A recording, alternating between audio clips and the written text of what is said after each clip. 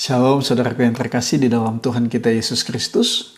Kembali lagi bersama dengan saya, Oliner Gosal. Hari ini kita mau menonton satu video dari Pak Ade Armando.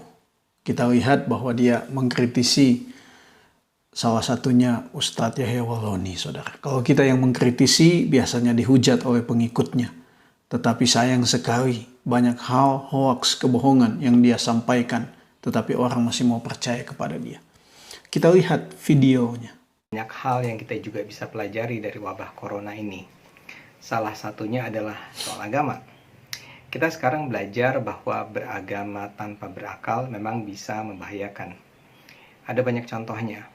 Tapi saya mau mulai dari seseorang yang bernama Yahya Walloni.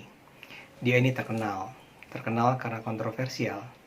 Ustadz yang YouTube-nya banyak, video-video YouTube-nya banyak. Dia kontroversial karena dia ini seorang mu'alaf, artinya seorang yang pindah agama dari Kristen ke Islam.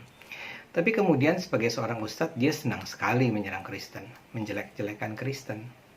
Dia bahkan barangkali sebenarnya memang jualan utamanya adalah fakta bahwa dia sebenarnya adalah mu'alaf. Dia dengan bangga menyebut dirinya sebagai mantan kafir. Isi YouTube-nya banyak sekali menyerang Kristen. Jadi disampaikan bahwa memang pekerjaan atau kebiasaan dari Ustadz ini dia mengejek, menjelek-jelekkan, dia menyerang Kristen, dan itu mungkin menjadi jualannya karena dia dari Kristen, katanya dia pendeta, katanya dia dosen, tetapi semuanya itu juga tidak terbukti, saudara. Dan itu yang menjadi pemberitaan-pemberitaannya. Kita lanjut. Misalnya ada salah satu seri YouTube-nya berjudul Membongkar Kesesatan Kristen. Dia bilang ada banyak ritual dalam Kristen yang aneh dan bahkan gila. Saya kasih contoh. Dia bilang, kenapa orang Kristen kalau meninggal itu harus pakai jas dan pakai dasi kupu-kupu? Nah, dia bilang, ya karena setelah dia meninggal, nanti dia akan berdansa-dansi dengan para malaikat. Ngarang memang. Tapi itulah yang membuat dia populer. Jadi saudaraku, Ustadz ini dia populer karena menebarkan hoaks, menebarkan kebencian, menebarkan pengajaran-pengajaran yang gak ada di Alkitab. Saudara, gak ada di Alkitab orang Kristen meninggal atau mati harus pakai dasi kupu-kupu, harus pakai jas, gak ada. Tetapi itu hanya menjadi satu tradisi orang Kristen untuk menghormati orang yang sudah meninggal. Jadi nggak ada di Alkitab. Ini jelas ya saudara. Jadi ini kebohongan, ketidakbenaran. Selanjutnya. Dia juga sering menyebar atau menggunakan hoax sebagai bahan ceramahnya. Dia misalnya bilang bahwa ada seorang ilmuwan di Amerika Serikat bernama Lawrence Johnson yang bikin penelitian dan menemukan bahwa kalau saja umat Islam itu berhenti bertawaf di depan Ka'bah dan berhenti sholat, maka dunia akan berhenti bergerak, tidak akan lagi berputar. Penjelasan dia bilang, karena di dalam Ka'bah itu ada semikonduktor yang menyebarkan spek elektromagnetik. Dan itulah yang akan menghentikan bumi. Benarkah itu? Ya jelas ngaco lah. Coba aja Anda cari, browsing seseorang yang bernama Lawrence Johnson. Bahkan kata si Yahya, Lawrence Johnson ini bicara di New York Times. Kalau kita cari ke New York Times, gak ada itu yang namanya Lawrence Johnson bicara tentang Ka'bah. Jadi ternyata satu kebohongannya terbongkar ya saudara. Tidak ada yang namanya Lawrence Johnson. Apalagi di New York Times.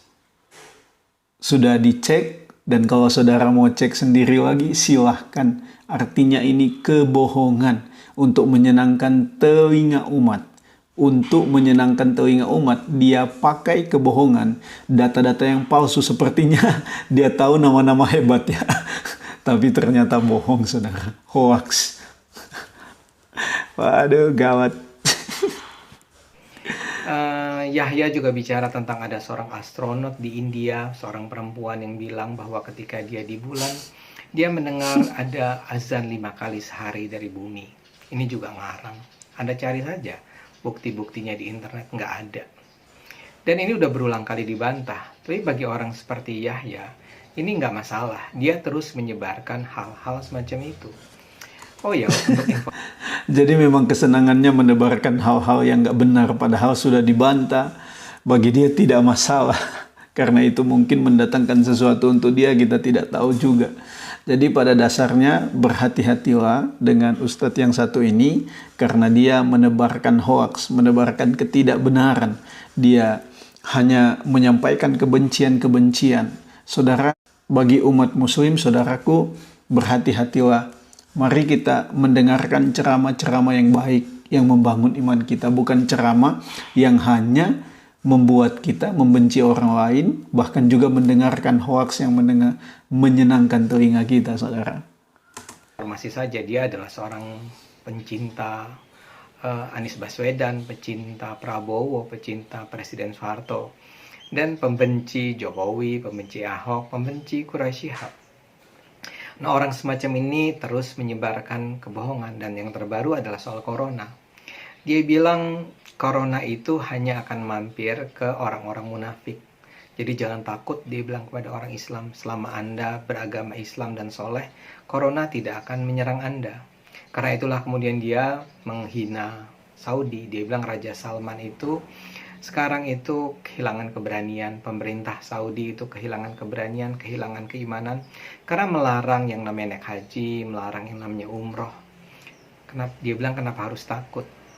Dia bahkan memuji para jemaat yang datang ke acara ketika berceramah yang tidak mengenakan masker. Jadi, karena menurut dia tidak mengenakan masker itu adalah bukti dia benar-benar bahwa seseorang itu sepertinya berpihak kepada orang-orang tertentu dan tidak melihat secara netral untuk mendukung kelangsungan akan berjalannya pemerintahan yang ada di Indonesia.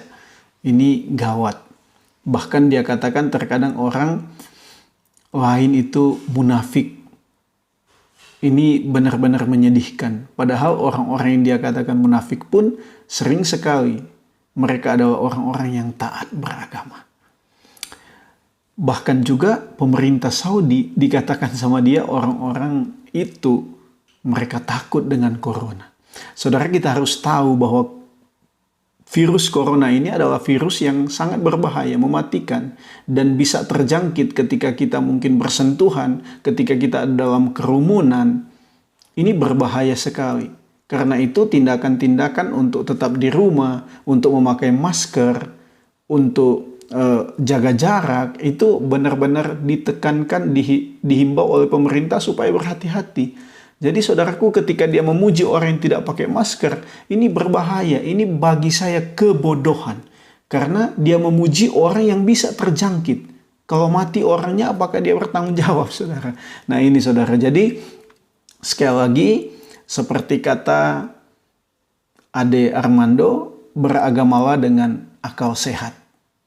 Saudaraku, kita perlu belajar firman dengan benar, supaya kita tidak tersesatkan, tetapi memang kita harus tahu juga di dalam kekristenan ada banyak hal yang tidak dibukakan secara penuh kepada kita, dan kita hanya bisa berkata, yes, saya mau beriman kepada Tuhan Yesus.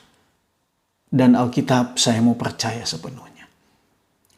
Kiranya kita bisa membedakan mana hal yang benar, mana hal yang tidak benar, supaya kita bertumbuh dengan benar. Tuhan Yesus memberkati kita semua. Shalom.